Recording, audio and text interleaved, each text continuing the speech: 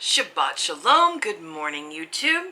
Today we are continuing with our Bible readings. I am again reading out of the scriptures.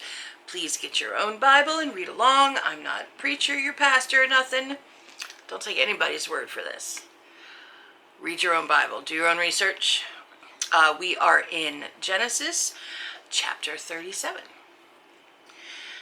And Jacob, or Jacob, dwelt in the land of his father's sojournings, in the land of Canaan. This is the genealogy of Jacob.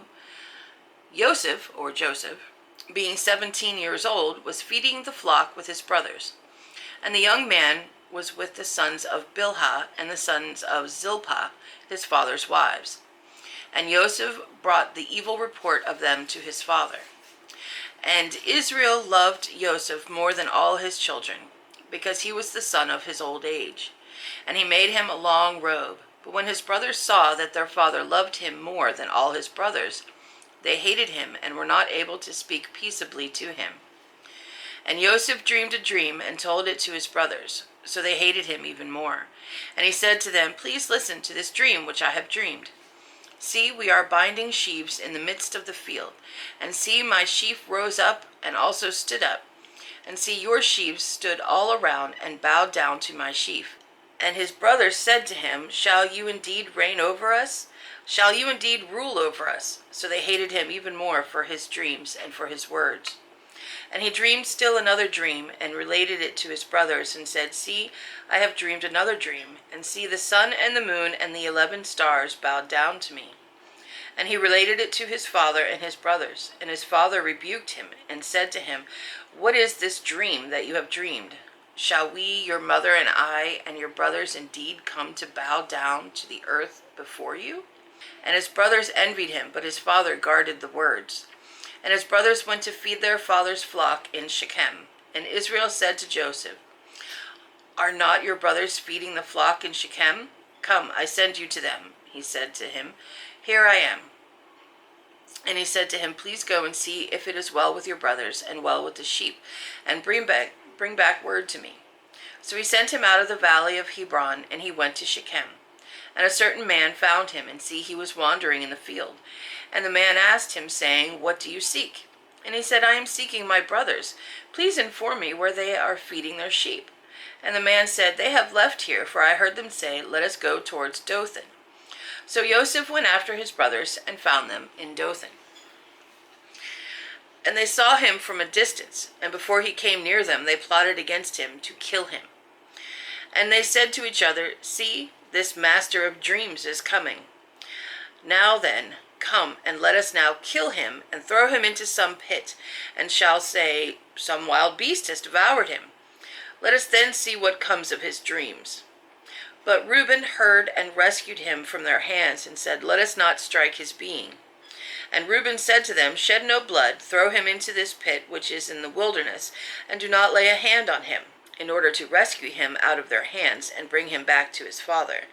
So it came to be, when Joseph had come to his brothers, that they stripped Joseph of his robe, the long robe which was on him. And they took him and threw him into the pit.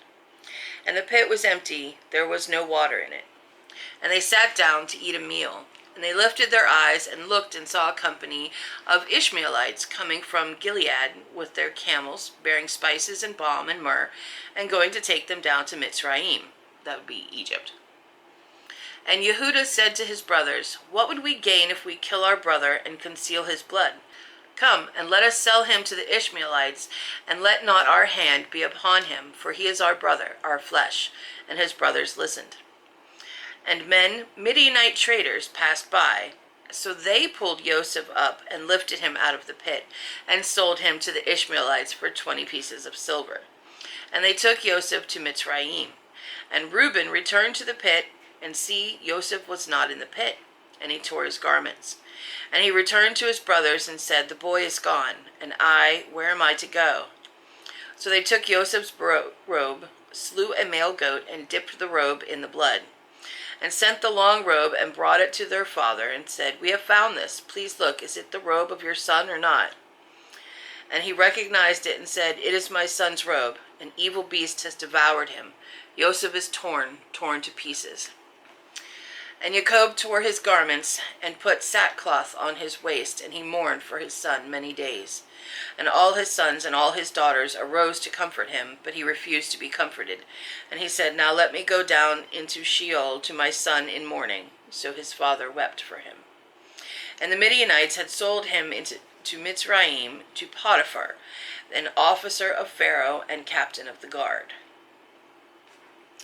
And that is the end of 37. Definitely need coffee. So, Joseph is the favorite because he's the youngest. It happens in a lot of families. And everybody else is so jealous they plot to kill him. This is the house of Israel. These are the ones who, continue on the Hebrew faith.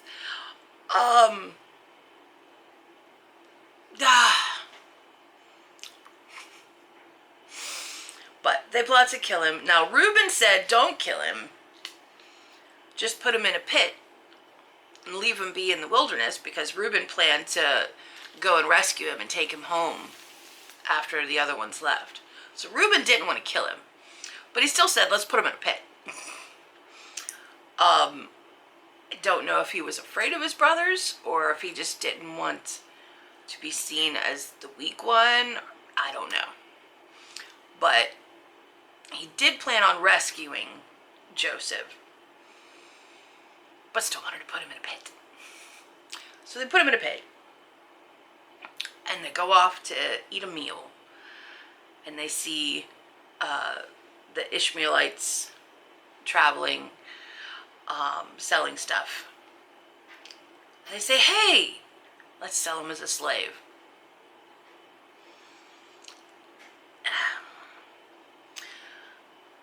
But when they go back to get him, someone else had already pulled him out of the pit and sold him as a slave to the same group, to the Ishmaelites, going down to Egypt.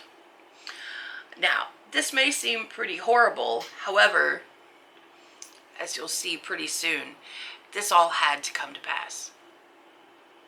This was meant to be. I mean, they say God works in mysterious ways, but this is one of those examples. Chapter 38. And at that time it came to be that Yehudah left his brothers and turned aside to a man, an Adulamite, whose name was Hirah. And Yehudah saw there a daughter of a certain Canaanite, whose name was Shua. And he took her and went into her. So she conceived and bore a son, and he called his name Just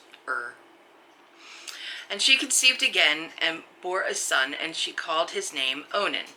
And she conceived yet again and bore a son, and called his name Shelah.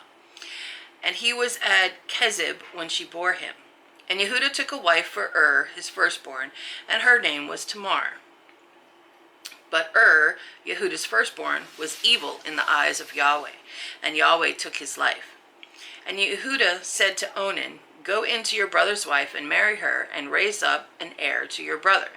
And Onan knew that the offspring would not be his. And it came to be, when he went into his brother's wife, that he spilled on the ground, lest he should give an offspring to his brother. Oops, it fell on the floor. But what he did displeased Yahweh, so he took his life too. Then Yehudah said to Tamar, his daughter-in-law, Remain a widow in your father's house, until my son Shelah is grown. For he said, lest he also die as his brothers did. And Tamar went and dwelt in her father's house. And after a long time, the daughter of Shua, Yehudah's wife, died. And Yehudah was comforted, and went up to his sheep shearers at Timnah, he and his friend Hirah the Adulamite. And it was reported to Tamar, saying, See, your father-in-law is going up to Timnah to shear his sheep. And she took off her widow's garments, and covered herself with a veil, and wrapped herself, and sat at the entrance to Enayim, which was on the way to Timnah. For she saw that Shelah was grown, and she had not given to him as a wife. And Yehudah saw her, and reckoned her for a whore, for she had covered her face. And he turned aside to her by the way, and said, "Please let me come in to you," for he did not know that she was his daughter-in-law. And she said, "What do you give me to come in to me?" And he said, "Let me send you a young goat from the flock." And she said, "Do you give me a pledge until you send it?" So he said, "What pledge should I give you?" And she said, "Your seal and your cord and your staff that is in your hand." And he gave them to her and went in to her, and she conceived by him. And she arose and went away and removed her veil and put on garments of her widowhood. And Yehudah sent the goat by the hand of his friend the Adullamite to receive his pledge from the woman's hand, but he did not find her. And he asked the men of that place, saying, "Where is the cult prostitute who was beside the way to Enaim?" And they said, "There was no cult prostitute in this place." And he returned to Yehudah and said, "I have not found her." And the men of the place also said, "There was no cult prostitute in this place." And Yehudah said, "Let her take them for herself, lest we become despised. For I sent this young goat, and you have not found her." And it came to be about 3 new moons after, that Yehudah was informed, saying, "Tamar, your daughter-in-law, has whored, and see, she has conceived by whoring." And Yehudah said, "Bring her out, and let her be burned."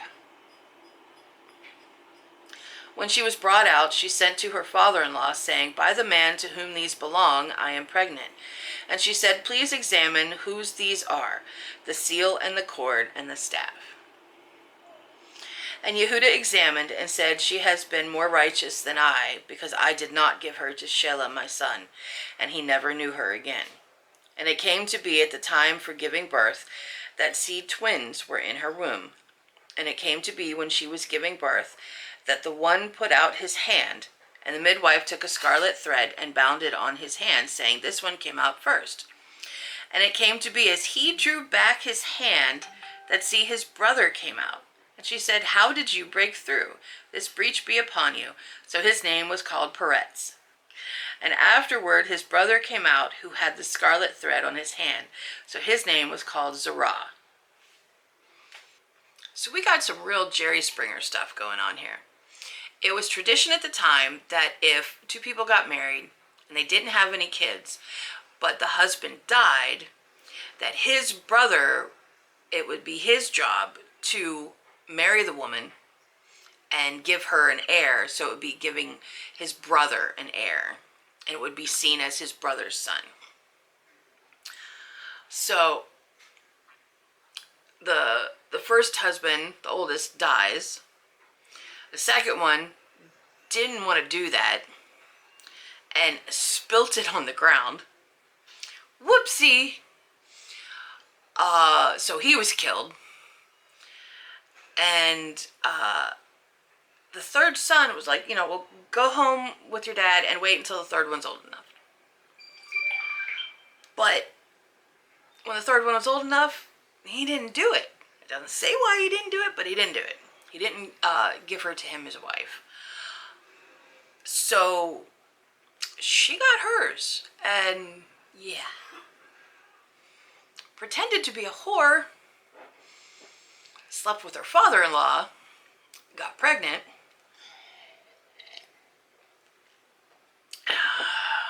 and then, double standards. Hey, he can sleep with a whore, but his daughter-in-law gets pregnant after he didn't marry her off again, and let's burn her? Double standards. Yeah.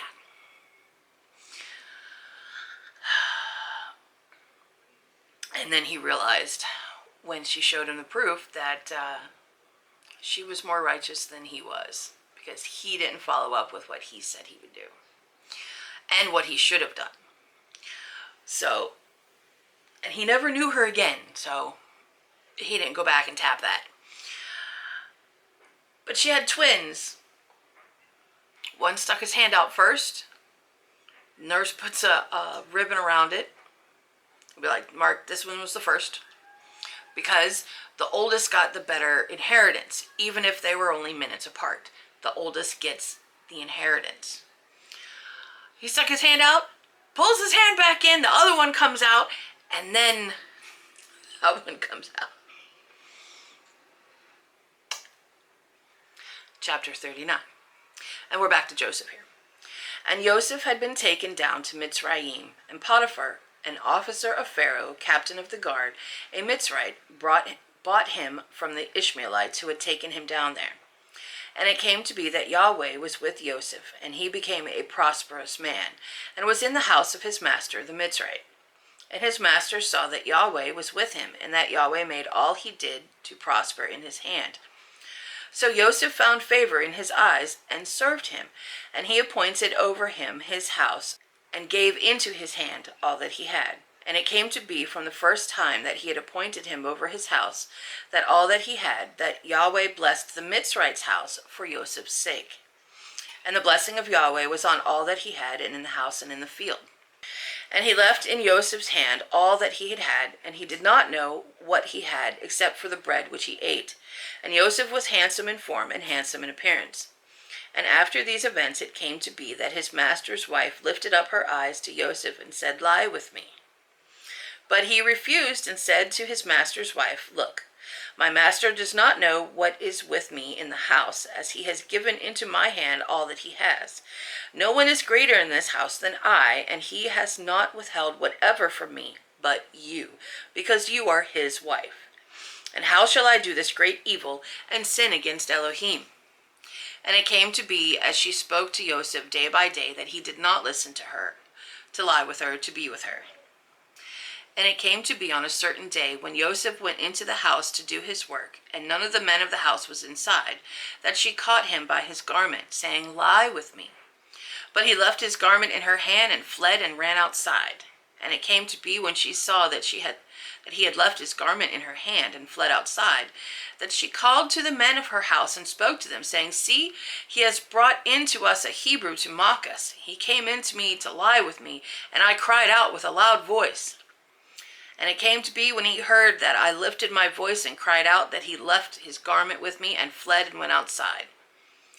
And she kept his garment with her until his master came home.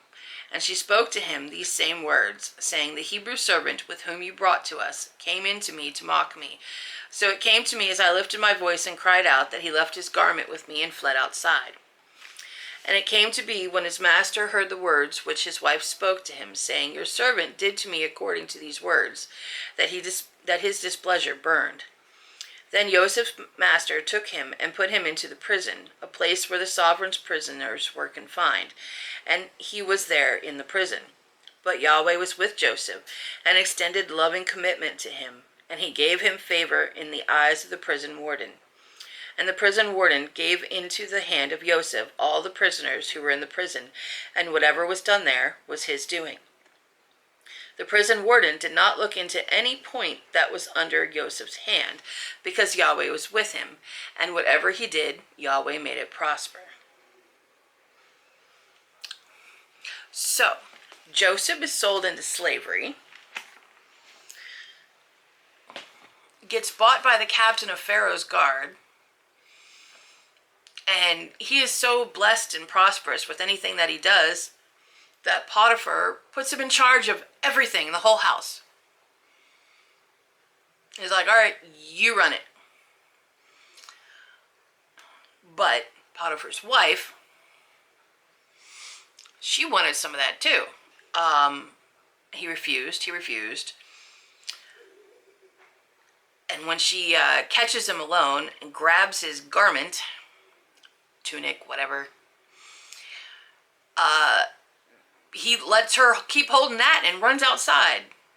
I really hope that he had some other clothes on as well, but it doesn't say, because that would suck. So she says he tried to rape her. What a bitch. So Potiphar sends him to jail. Well, Yahweh is again with Joseph, and he prospers in everything he does, so he gets to run the jail. Like, everything he touches is blessed. So now he's running the jail, and we'll see what comes of that next week. So I hope that you're following along. I hope you enjoyed this video, and you join us again next week. May the Father bless you all. Shalom.